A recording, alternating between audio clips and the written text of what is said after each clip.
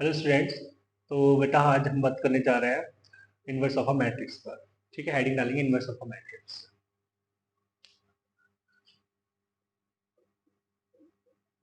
Inverse of a matrix. तो आज हम इसमें ये देखने वाले हैं कि भाई कैसे हम इनवर्स फाइंड कर सकते हैं विदाउट यूजिंग एलिमेंट्री रो और कॉलम ट्रांसफॉर्मेशन।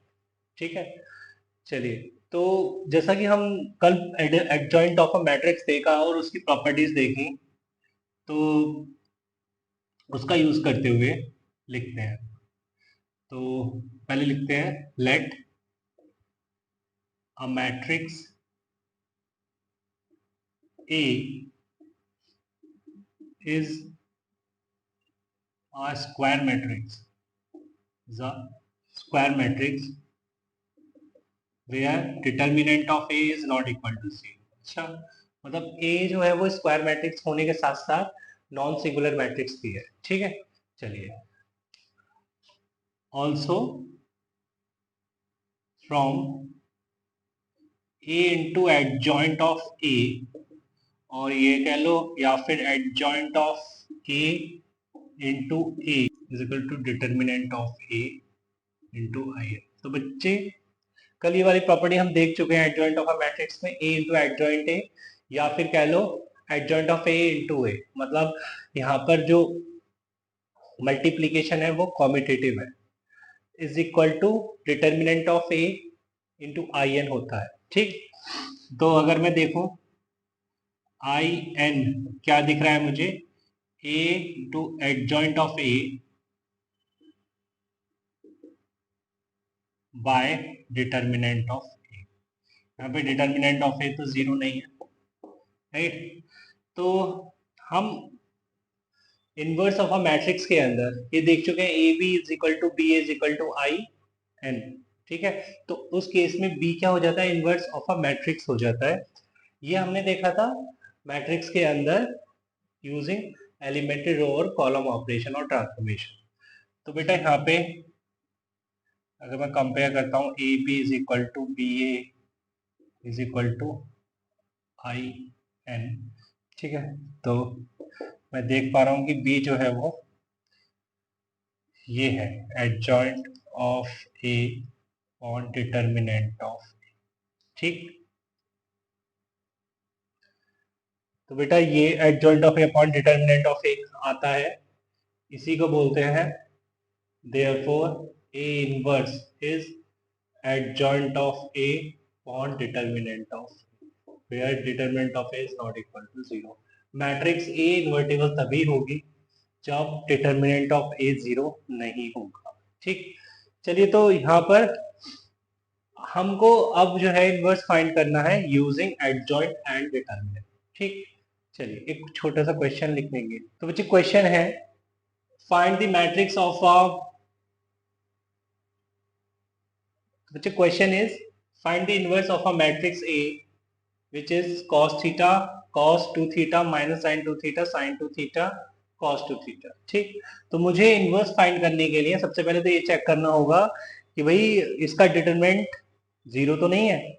तो सबसे पहले अगर मैं डिटरमिनेंट चेक करूं तो ये हो जाएगा cos square 2 theta and minus minus plus sine square 2 theta which is 1। ठीक है, तो ये तो जीरो नहीं है भाई। ठीक है, नाउ अगर बात करें बेटा हम एडजॉइंट ऑफ ए की, तो भाई क्या होता है adjoint of A, cofactor matrix का ट्रांसपोज। तो अगर हम बात करें cos two theta, cos two theta के करस्पॉन्डिंग कोफैक्टर की, तो ये हो जाएगा सी वन वन। एक्चुअली में क्या आने वाला है, cos टू थीटा आएगा। तो बेटा सी वन टू क्या आएगा, है ना, माइनस, एक तो माइनस वन की पावर थ्री माइनस तो आएगा। ठीक है, साथ में sine two theta, right. C two one की बात करें तो माइनस आएगा और साथ में minus of sine two theta and C two two is cos two theta. तो adjoint of A is cos two theta this is minus sine two theta, sine two theta and cos two. देखो बच्चे, second order के लिए adjoint of ए निकालना कितना easy है। जो diagonal है या फिर कह लो प्रिंसिपल डायगोनल, उसके एलिमेंट तो इंटरचेंज हो जाएंगे, ऐसा कह सकते हैं हम। और जो अदर डायगोनल है उसके एलिमेंट्स का साइन चेंज हो जाएगा, राइट। तो इसका यूज करेंगे हम इन फ्यूचर।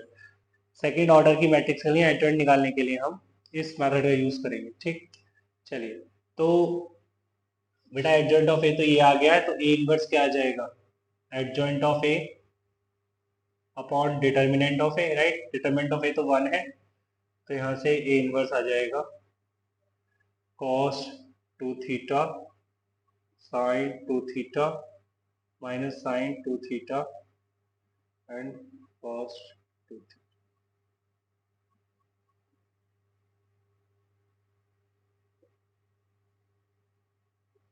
ठीक है, चलिए अब कुछ प्रॉपर्टीज लिख लेते हैं इनवर्स ऑफ अ मैट्रिक्स को लेकर। प्रॉपर्टीज ऑफ ए इनवर्स, ठीक है। First property is A inverse whole inverse is A. Second property is A B whole inverse is B inverse A inverse. Third, A inverse की whole power n is e to the power n whole inverse. ठीक है। Fourth, adjoint of A whole inverse is adjoint of A inverse. ठीक। Property 5, A transpose whole inverse is A inverse whole transpose. ठीक है। अच्छा, एक property मुझे याद आ रही है, शायद मैंने कल डिस्कस नहीं की थी।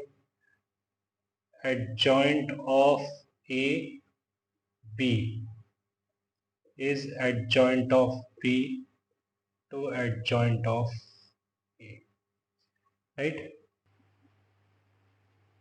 चलो बेटा, तो question is if A is equal to 1 2 3 minus 5 and B is equal to 1 0 0 2 and X is equal to a matrix such that A is equal to BX, then find X.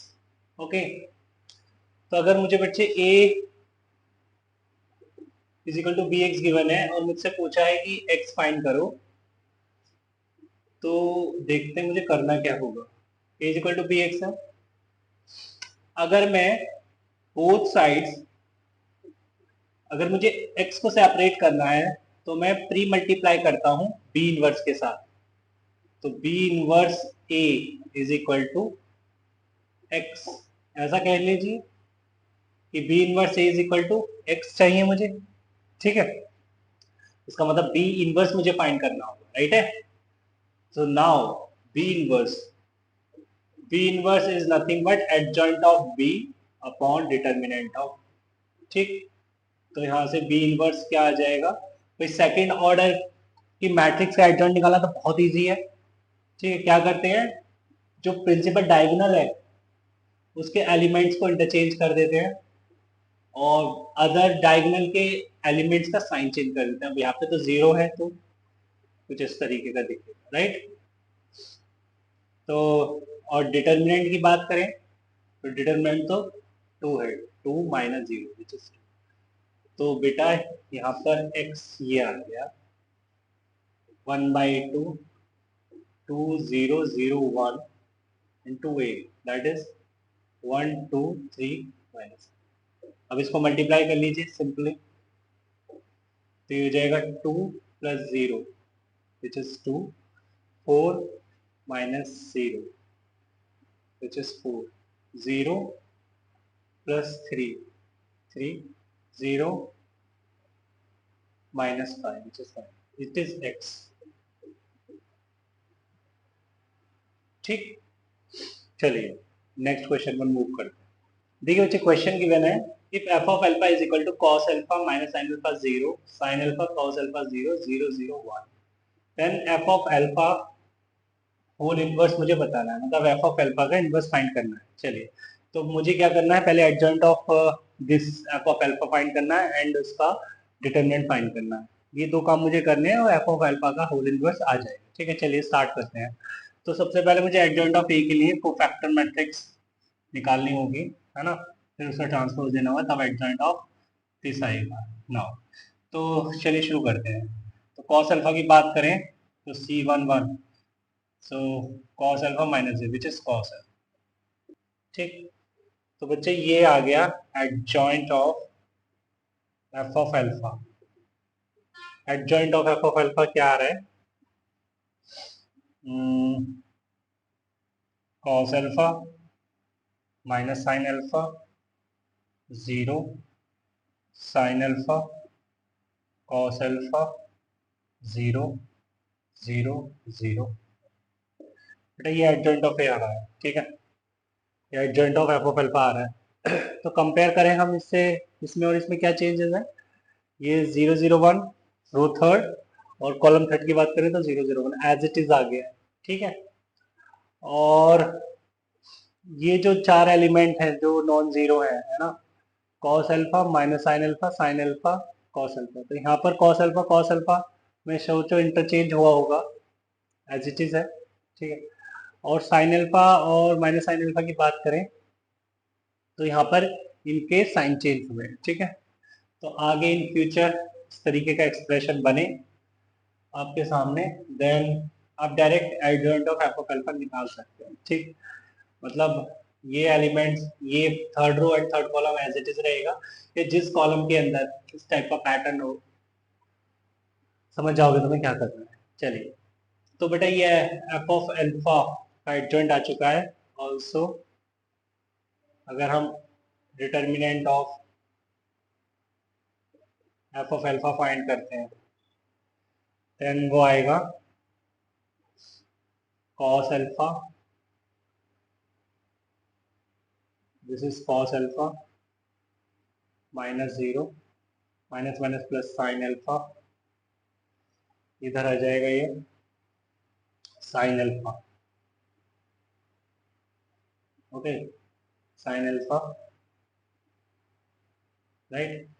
तो one आ गया, cos square alpha plus sine square alpha one आ गया, determinant of F of alpha. ठीक, तो अब direct में लिख दूं, देयरफॉर एफ ऑफ अल्फा का whole inverse is nothing but this cos alpha sin alpha zero minus sin alpha cos alpha zero zero zero. चलिए नेक्स्ट क्वेश्चन पर चलते हैं। चलिए बच्चे, तो पूछा है तुमसे कि if A is a matrix such that 3a cube plus 2a square plus 5a plus i is equal to 0 then a inverse is equal to question. Actually में ए इनवर्स जो मुझे आंसर करना है इनवर्स का, in terms of ए करना है। ठीक है, तो अगर हम देखें कि i can be written as minus of 3a cube plus 2a square plus 5, right. तो बच्चे अगर मैं बोथ साइड से इनवर्स से मल्टीप्लाई कर दूं, this is A inverse into i which is A inverse, और यहाँ पे A cube A inverse is A square into A inverse is A and A into A inverse is I. तो यहाँ दिखे तुम्हें minus three A square minus two A minus five. ठीक, this is ए। चलिए वो ऐसे ही छोटा सा क्वेश्चन डिस्कस कर लिया, आगे बढ़ते हैं। चलिए बच्चे, तो अब बात कर लेते हैं solution of system of linear equations in three variables पर यूजिंग मैट्रिक्स मेथड। तो हेडिंग डालते हैं सोल्यूशन ऑफ सिस्टम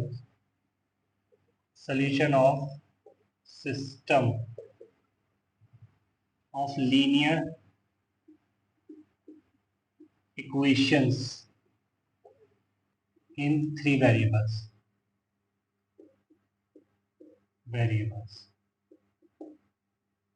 ठीक है, like a1x plus b1y plus c1z is equal to d1, e2x plus b2y plus c2z is equal to d2, e3x plus b3y plus c3z is equal to d3।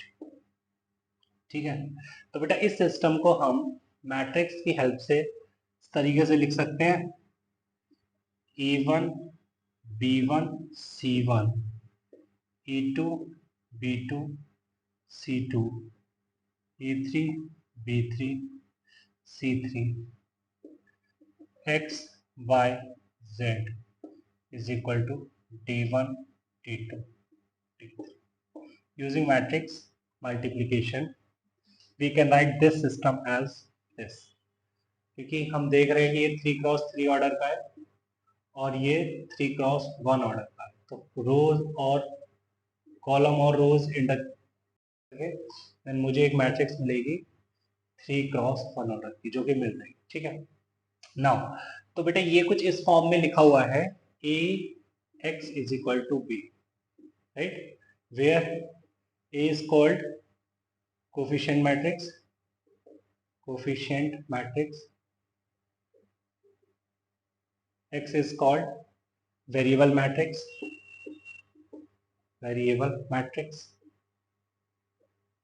and b is called constant matrix, अब मुझे system का solution बताना है, means मुझे x matrix find करना है। ठीक, so now अब मैंने a x equal to b लिखा है, तो मुझे x फाइंड करना है, देन मैं प्री मल्टीप्लाई कर सकता हूँ बोथ साइड्स a इनवर्स। ठीक है, तो यहाँ पर अगर मैं ऐसा करता हूँ a inverse a x is equal to a inverse b, तो यहाँ से बेटा मेरे को क्या मिलेगा, x is equal to a inverse b मिलेगा, राइट।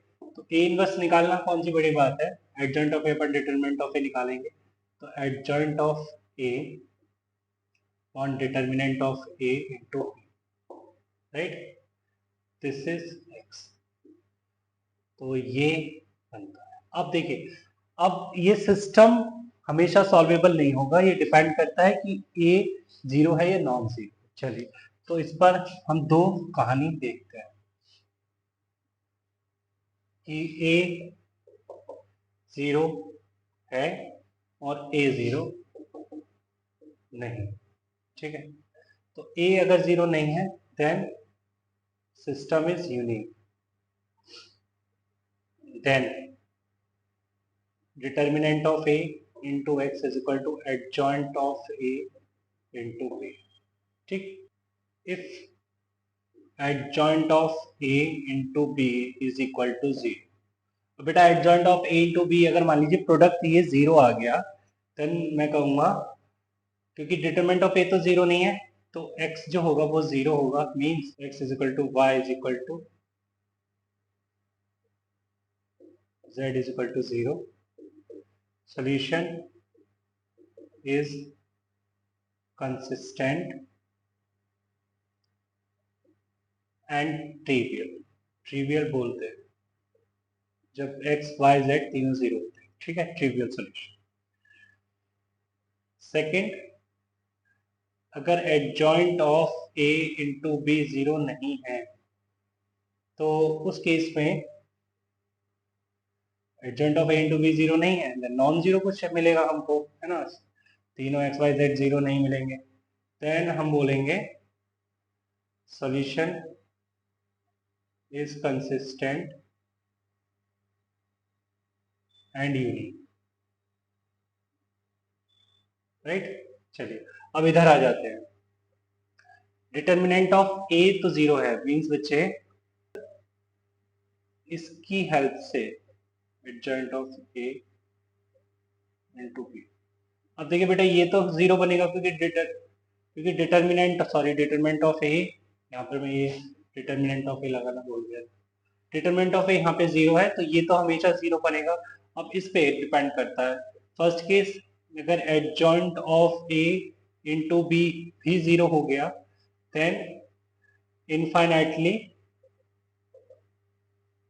मैनी सॉल्यूशंस एग्जिस्ट करेंगे, है ना।